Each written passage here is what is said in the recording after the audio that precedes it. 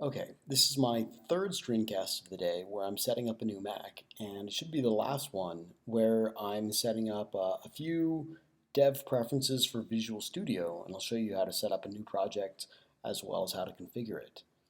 All right, in this video, I go over some background on getting to Visual Studio Code and talk about the basics of Visual Studio Code. So let's open Visual Studio. So here's Visual Studio. On the left, you've got some different options. For example, File Explorer, then Search, version control, debugging, and extensions. In the main region, kind of upper right, you're typically going to have your open document, whatever file you're working on editing, and then bottom right, you're going to have your terminal. Now, you can use a few shortcut keys like Control and backtick to show and close the terminal. You can use other keyboard shortcuts like Command P to quick open a file and Command Shift P to get to the command prompt, command palette.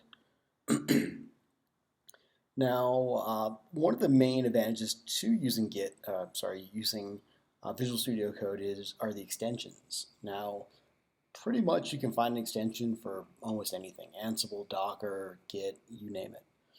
Now, in this case, I'm going to be going over a few very commonly used extensions, things that I certainly prefer. The first is Eslint. While you're editing code, you might be making some typos or some errors while you're actually editing, so you can catch those bugs before you before you deploy your code. You can catch them while in development. Another thing that Eslint is, it can work with a code formatter or a style guide. For example, you can use this Prettier formatter, which will format your code. And that's really nice when you're working with others on a project that everyone's code gets formatted. And certainly for developers, we can be kind of lazy. So it'd be nice to have this automated tool to do that code formatting. And then I'm also going to install the Airbnb style guide. That's because if you're working with others, you want the style of the code conventions to all be the same. So if you're all working on this with the same style guide, the code should look pretty homogeneous. So extensions themselves don't actually a lot of times install the executable or the binary for that extension. They're going to really be kind of a plug-in to kind of connect Visual Studio Code with whatever that executable command is. For example, Eslint. So first, we're going to go ahead and install these extensions, and then later we'll go back and install their executable, their actual runtime programs. So in this case, I'm going to move down to extensions, and I'm going to search for Eslint. So Eslint, I'm going to install that. That was pretty fast. I'm going to get Prettier. Again, Prettier is a code formatter. Install that. Let's go to Git lenses. Git lens. So Git is built into Visual Studio Code. However, Git lens is it's built on top of that and adds a lot of features that make it more convenient.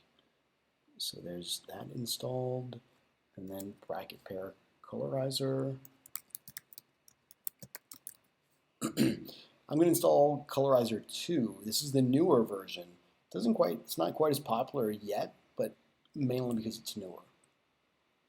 Okay, so pretty quickly we've got these 4 extensions installed. There's a few others that I personally use, but you might not need them. Now that the plugins are installed, let's get things really set up. So to do that, let's start with a project. I'm here in my home directory. It says set up a new project. I'm going to copy paste this. So what this is going to do is it's going to make a new directory called new project. It's going to cd into that directory and then run npm init. Now npm init is going to set up a new project. So we've moved to that directory, and npm init is really going to allow us to use npm to install node modules. So if I do an ls here, I'm in new project, and I see we've got a package JSON file. So let's cat that file. Well, in fact, they just catted it. So here it is. It's very basic. It's just called new project. It's got only a test script that doesn't do anything. So from this bare bones basic project, we're going to want to now install a few dependencies. For example, Eslint. Now, one of the things is you can install Eslint globally, but the problem would be you wouldn't be packaging it with your local project, and then someone else might not have that installed on their computer, so they're not going to get Eslint. So what I like to do is install almost everything in the project itself. So I'm going to install this. It's going to, that -d flag installs it as a dev dependency. So there it is. I'm now going to configure Eslint. So I've installed it. Now we're going to go ahead and configure it. So it's now asking me, how would you like to use Eslint? Check syntax problems, enforce code style. We want the last one. We want Eslint to do everything for us: coding, style, problems, etc. So just check that one. And what kind of project are we using? What's the import going to look like? We're going to go with just the normal import export, or we can go with require CommonJS. So the newer one is the JavaScript modules. The older style is CommonJS. I've got a lot more experience with CommonJS, but I do want, this is a new project, so let's go with the current new thing. In this case, framework, we're not going to, it's going to do a vanilla project, so no framework. TypeScript, I would normally say yes for new projects, but just to get this going as quick as we can, we're going to say no. And work code is going to be in both browser and Node, so I'm going to check both of those. Space to select, toggle all, okay. And then style guide. So we're going to go with the most popular, which is the Airbnb standard. So click that. Format of our config file. Normally I go with JSON, but problem with JSON, you don't have comments. So let's go with JavaScript. Would you like to install these now? So what it's doing is it's installing two more plugins. You know, it noticed that we wanted Airbnb as our style guide, so it's going to install the latest one. And then to get Eslint to talk to the Airbnb style guide, it needs this plugin. So we're going to import this Eslint plugin kind of enabler as well. So would you like to install now? Yes. There's the installation process. Let's get back over here while we're waiting. Select the options. So yeah, there's a screenshot of options pretty similar to what we just did.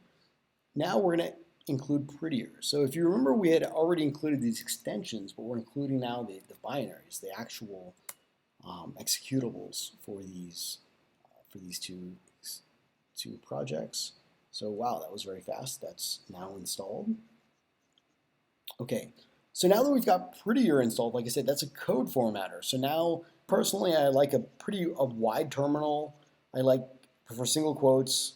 And for trailing commas, ES5, that basically says that lines, even if it's not the last item in an object, it can be terminated with a comma. I prefer that because when you're diffing files, you don't want to see, you know, just a dangling comma as a line change for the previous line, you know, after you insert a new line. So for me, it's a better setup. So to do this, we're going to want to edit. I don't have it set here. It should be prettier.rc. All right, I'm just going to copy this right in. All right, so I've got my prettier.json file in. Pre-installed, we can now configure yes to use it and not conflict with its own rules. So what this is going to do is it's going to install that Eslint config, and basically this is going to make the two play nicely together, both Prettier and Eslint. So there, that's installed. With this installed, we need to add Prettier as extensions.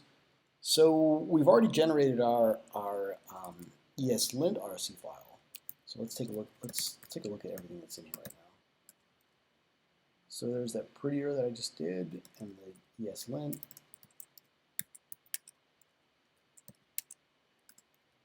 So I'm in my Eslint RC environment.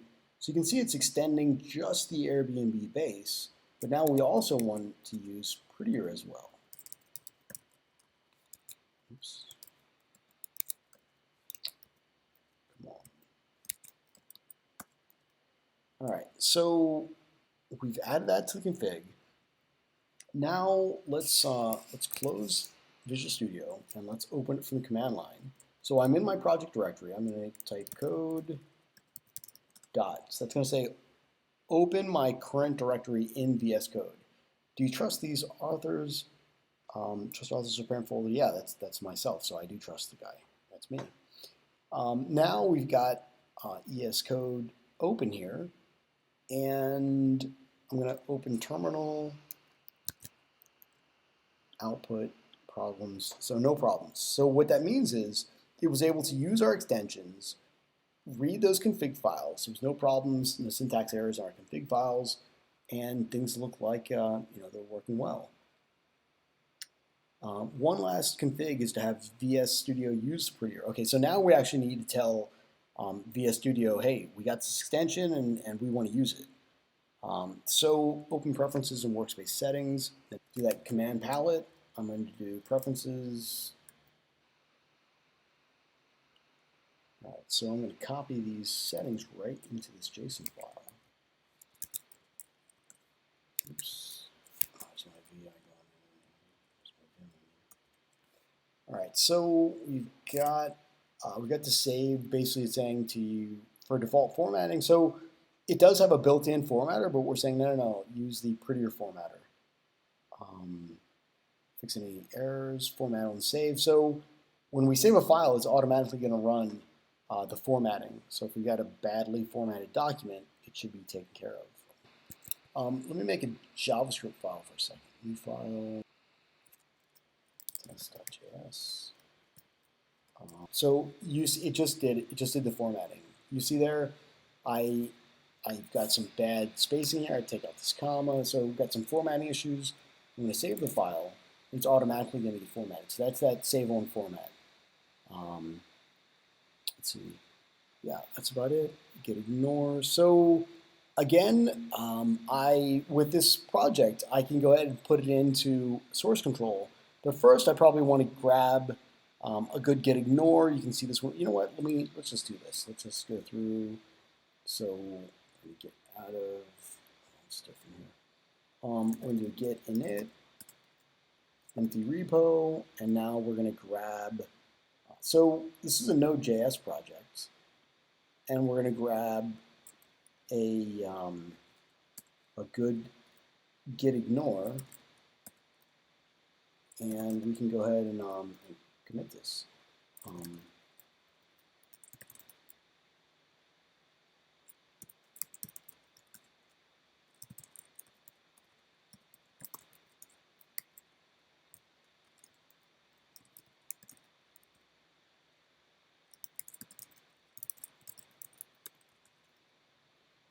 All right. So there we go. I've got everything checked into source control now, new project. So what do we got here? We've set up Visual Studio Code with a bunch of extensions that are useful for code formatting and then check. You can see here it says never assigned a value. So it's going to give us feedback. You see here Eslint is telling us we're not using this variable, so it's violating this one rule of no unused vars. So it's while you're coding, it's going to make your job a lot easier and faster. You can pick up things as you go, especially if you end up using TypeScript, where you're going to put implicit types on every variable. So I hope this was useful for you, and I'll catch you in the next video.